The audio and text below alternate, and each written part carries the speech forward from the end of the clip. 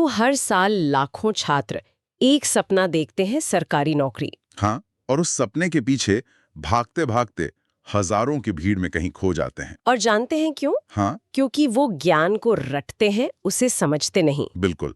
बस फैक्ट्स याद कर लिए, पर उन फैक्ट्स के पीछे की जो कहानी है, जो कनेक्शन है, वो मिस हो जाता है। आज हम वो गलती नहीं दोहराएंगे।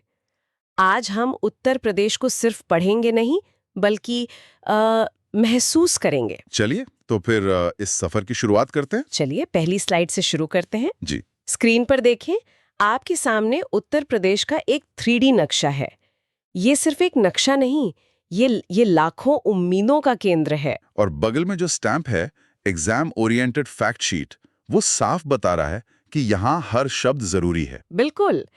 स्लाइड का टाइटल है उत्तर प्रदेश एक नजर में, और ये एक नजर ऐसी होगी जो सिलेक्शन का पूरा नजरिया बदल देगी।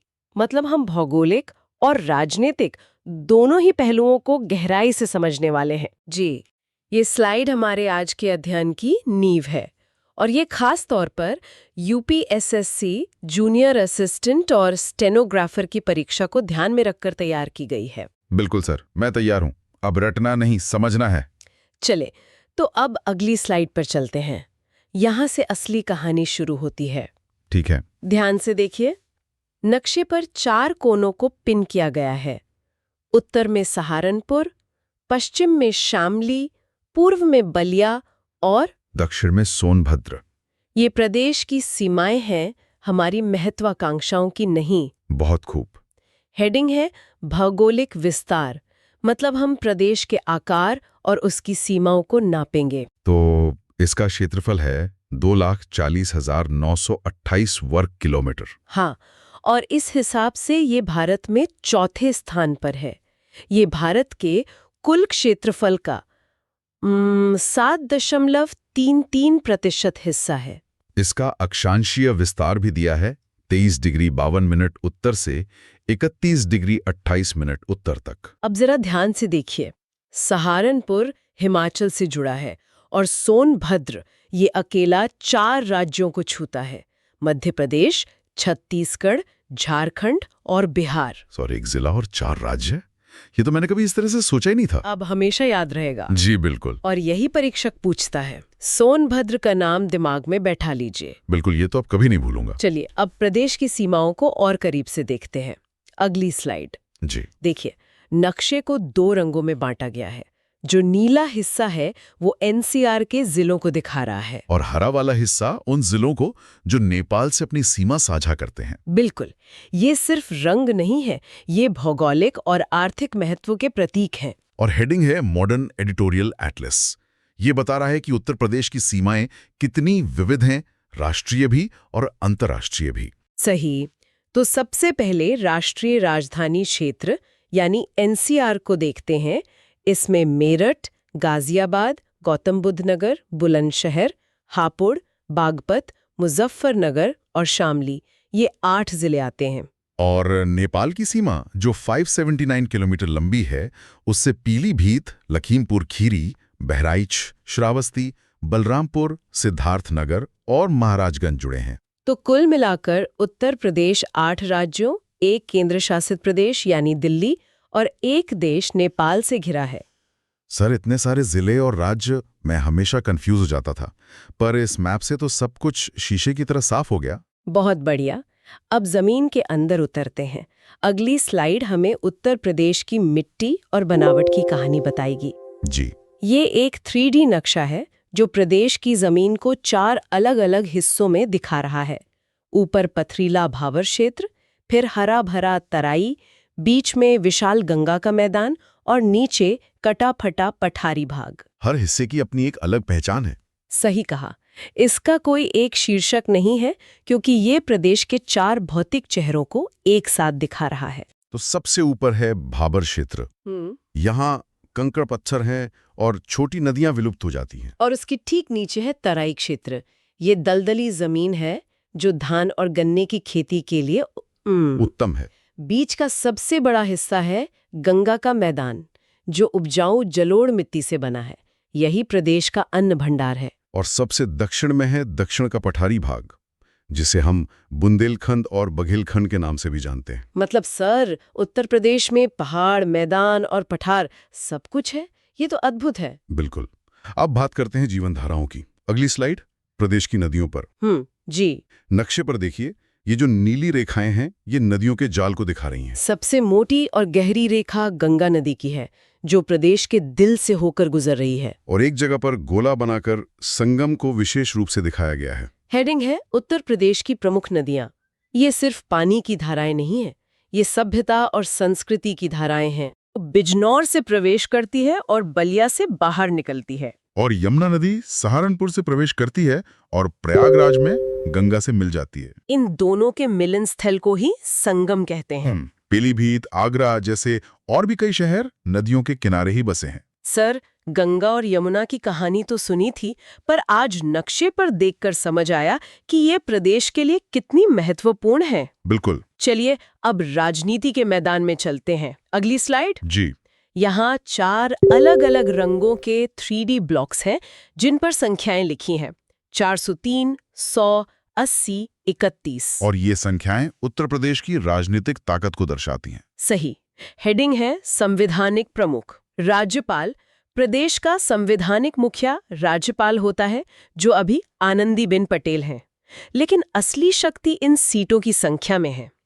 तो ये जो नारंगी ब्लॉक है, ये 403 विधानसभा सीटें हैं। यहीं से राज्य की सरकार बनती है। नीला ब्लॉक 100 विधान परिषद सीटें हैं। हरा ब्लॉक है 80 लोकसभा सीटों का। ये पूरे देश में सर्वाधिक है। और यही उत्तर प्रदेश को राष्ट्रीय राजनीति में इतना महत्वपूर्ण बना देती है। बिल्कुल। और ग्रे ब्लॉक में है 31 राज्यसभा सीटें। 80 लोकसभा सीटें।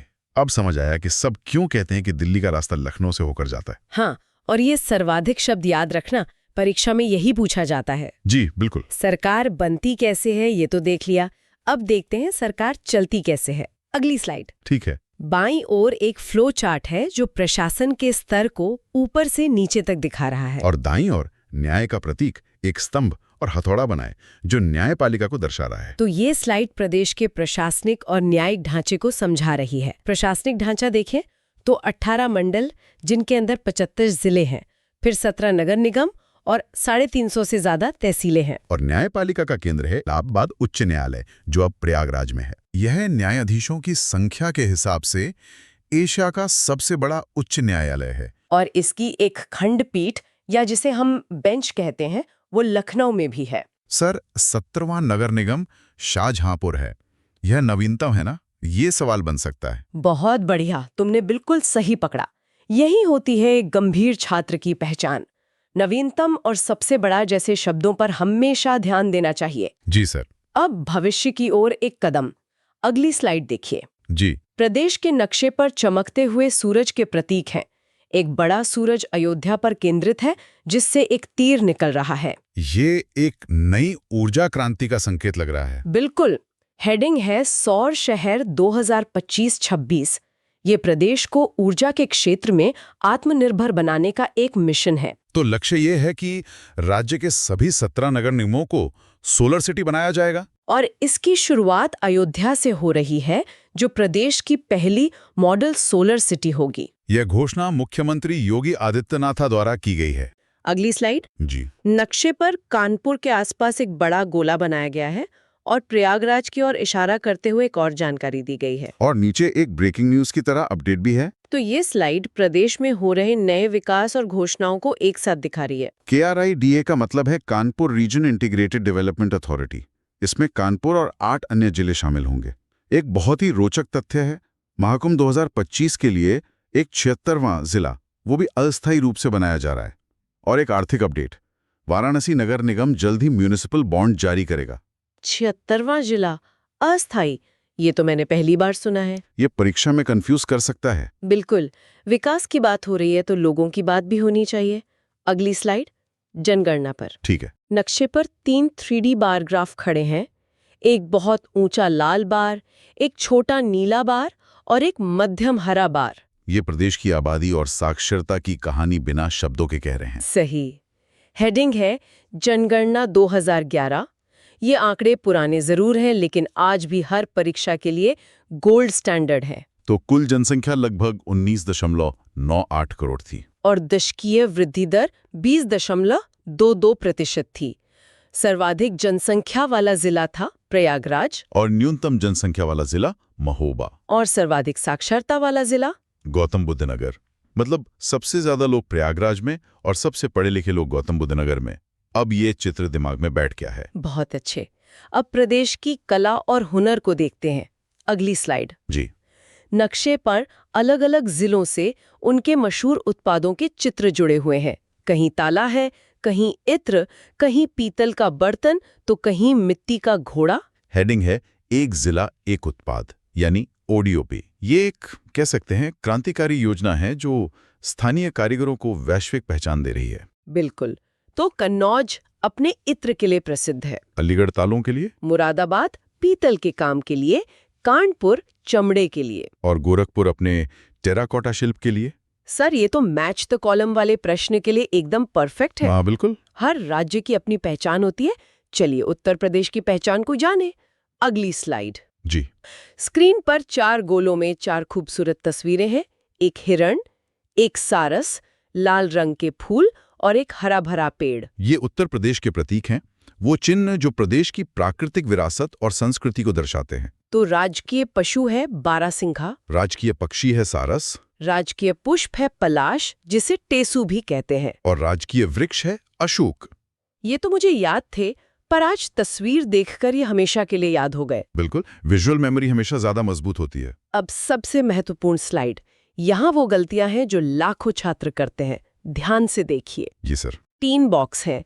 पहले में एक नक्शा है जिसमें सही और गलत का निशान है, दूसरे में मिट्टी का चित्र है और तीसरे में मुख्यालयों की लिस्ट है। ये स्लाइड एक चेतावनी की तरह है। हाँ, हेडिंग है सावधान, भ्रमित करने वाले प्रश्न।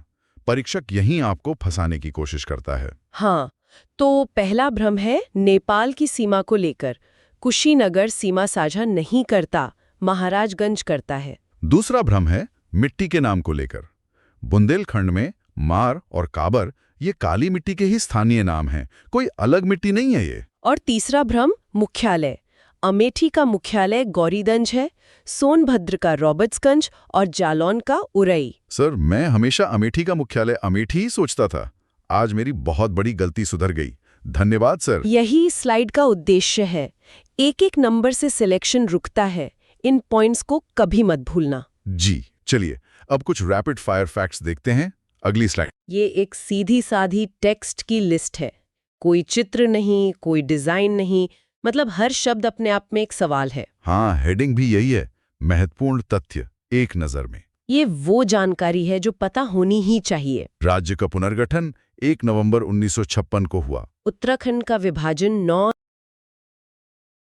नवंबर 2000 को हुआ। पहली महिला मुख्यमंत्री सुचेता कृपलानी थीं। सबसे लंबी नहर शारदा नहर है। सर्वाधिक वर्षा गोरखपुर में और न्यूनतम मथुरा में होती है। यूरेनियम ललितपुर जिले में पाया जाता है। और एकमात्र राष्ट्रीय उद्यान दुधवा नेशनल पार्क है। ये तो वन लाइनर है, लेकिन हर एक पॉइंट एक पूरा टॉपिक है। सब कुछ एक जगह मिल गया। बिल्कुल। और अब आखिरी स्लाइड।